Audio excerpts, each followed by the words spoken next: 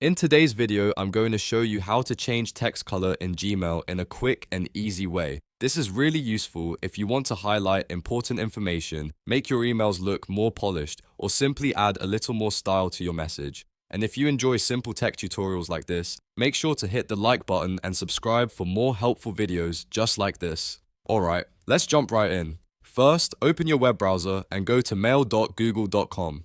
This will take you straight into Gmail, where you can start creating your message. Once Gmail loads, click the Compose button to begin a new email. A Compose window will appear, and this is where you can type your message. Go ahead and write your email text just like you normally would. You can type a full message, a short note, or even just a few words you want to format. Now, here's the important part. Select the text that you want to change the color of. You can do this by clicking and dragging your mouse over the words, or by holding down and highlighting the exact part you want to format.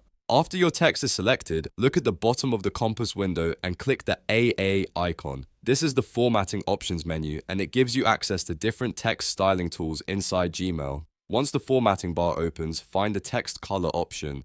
It usually appears as an A with an underline underneath it. Click that icon and you'll see a color palette with several choices. Now simply choose your preferred color from the list. You can pick something bold like red, a softer shade like blue, or any color that fits the style of your email. The selected text will immediately update to the new color, so you can see the change right away. If you want, you can also continue writing the rest of your email after formatting the text, and once everything looks good, just click send to deliver your message. That's all there is to it. You now know how to change text color in Gmail and make your email stand out a little more. If this tutorial helped you out, don't forget to give it a thumbs up and subscribe for more easy how-to videos. Thanks for watching, and I'll see you in the next one.